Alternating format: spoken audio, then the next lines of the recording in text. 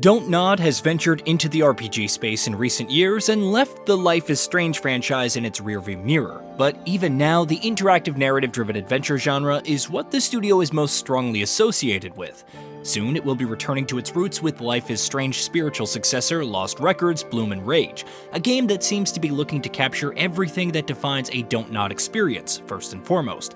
For fans of the studio's work, there's certainly reason to be excited.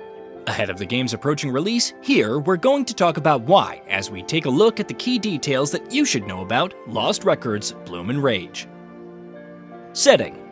You could never overstate the value and importance of the setting of Don't Nod's Life is Strange titles, and it seems like Lost Records is going for something similar. The game is set in a fictional town in Michigan named Velvet Cove, described by the developers as a seemingly sleepy little town, surrounded by dense woodlands and serene lakes. Velvet Cove is apparently a place where beauty meets the bizarre, which sounds very on brand for Don't Nod.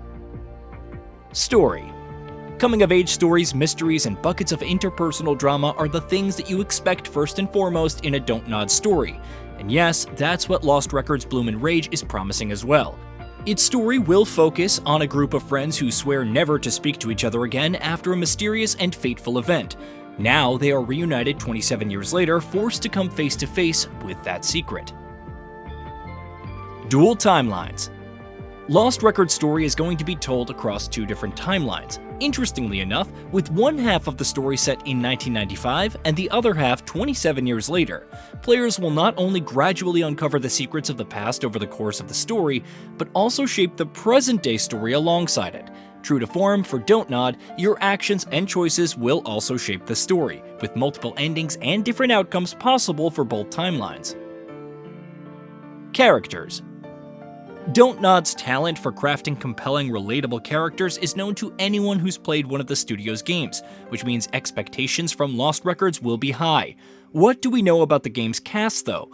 According to the studio, the aforementioned group of friends that the story will be focused on will be 4 strong: Swan, Nora, Kat, and Autumn. That said, not each character is going to be equally prominent. Only one playable character. The 4 aforementioned characters are going to be central to Lost Records' story, but only one of them, Swan, will take on the role of playable protagonist. Speaking to Games Radar about why the other 3 aren't playable, creative director Michael Cox said, "The decision was made to avoid a feeling of disconnect from on-screen events. I play a character in one scene, but then in the next scene I see the characters talking to me, and I'm not choosing the words," he explained. Dialogue system.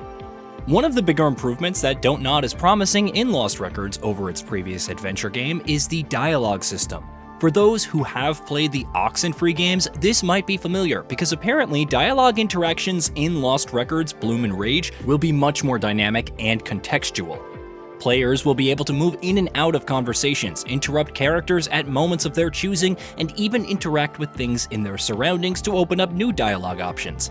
Speaking in an interview with CG Magazine, Cox said, "What we're trying to do with Lost Records: Bloom and Rage is to make the dialogue system slightly more interactive and naturalistic in a way that you'll be able to have much more urgency about when to talk, when not to talk, how to use some of the things that are around your surroundings to bring new dialogue topics to the discussion." Camcorder. Another important part of Lost Records' gameplay loop is going to be the camcorder in half of the game, at least. In the past section, set in 1995, Swan will be equipped with a camcorder that she will be able to whip out at almost any time.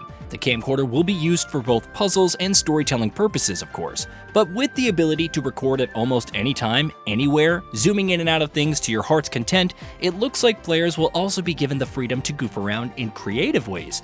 After recording videos, in fact, you'll also be able to edit them in various ways.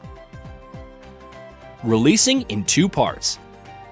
Don't Nod is no stranger to episodic releases, and though Lost Records isn't quite adopting the old Life is Strange formula, it's not releasing as one contiguous release either. The game is coming in 2 parts, or 2 tapes, as Don't Nod has dubbed them, with Tape 1 called Bloom and Tape 2 titled Rage. Tape 1 will release on February 18th, while Tape 2, which was previously set for March, was recently delayed to April 18th. Length. Don't Nod has also confirmed that Lost Records: Bloom and Rage is going to be about 10 to 12 hours in length. That's across both tapes, though it's unclear whether that runtime will roughly be evenly divided across 2 parts. The game is, of course, also promising some replay value with its multiple endings and choice and consequence mechanics, for those who want to get more out of it. Photo mode. Another detail that the developer has confirmed for the upcoming adventure title is that it's going to have a photo mode available at launch. Further details on the features the mode will come with haven't been revealed, though with the camcorder serving as a crucial gameplay feature, you'd expect the photo mode to be pretty full-featured. Beginning of a new series. Moving on from Life is Strange was a big decision for Don't Nod, but it looks like the studio now wants to own its own adventure series. In fact, it's confirmed that it's viewing Lost Records Bloom and Rage as the beginning of a series. Of course, that doesn't say anything about what potential sequels or follow-ups could look like, but Don't Nod has made its intentions to release further installments in the universe pretty clear. Accessibility features. Over on the game's FAQ page, Don't Nod has also revealed brief details on Lost Records' suite of accessibility features. The game will feature options for motion sickness, gyro controls while using the camcorder, crosshair options, customizable controls, and more. PC requirements. As you'd expect, Lost Records system requirements on PC aren't particularly demanding, at least on the lowest settings. Minimum settings, which will run the game at 720 and 30 FPS, stipulate either an i7 2700K or an FX 8350, along with either a GeForce GTX 1050 Ti 4GB, a Radeon RX 560 4GB, or an ARC 380 6GB and 8GB of RAM. Meanwhile, to run the game at 1080p and 60 FPS on recommended settings, you'll need either an i5 11400 or a Ryzen 5 5600X, along with either a GeForce RTX 3080 10GB or an RX 6800 XT 16GB and 16GB of RAM. Finally, to run the game at 4K and 60 FPS, you'll need either an i5 12600K or a Ryzen 5 7600X, as well as a GeForce RTX 4090 24GB. On all settings, players will also need an SSD. PC features. For those intending to play Lost Records Bloom and Rage on PC, Don't Nod has confirmed that the game will feature support for DLSS and FSR right out of the gate. That said, ultra-wide resolutions won't be supported. The game will run on ultra-wide monitors, but with black bars on the side, according to the developer. Price. When Lost Record launches for PS5, Xbox Series X and S, and PC, it will be sold for $39.99. That's the price for both tapes put together, with no individual prices being offered for each. When Tape 2 releases in April, it'll arrive in the form of a free update for all owners. Hey, did you know that we at Gaming Vault upload new videos every day? Stick around, drop a like, subscribe, and hit that bell. And let us know what kind of content you'd like to see in the future with a comment below.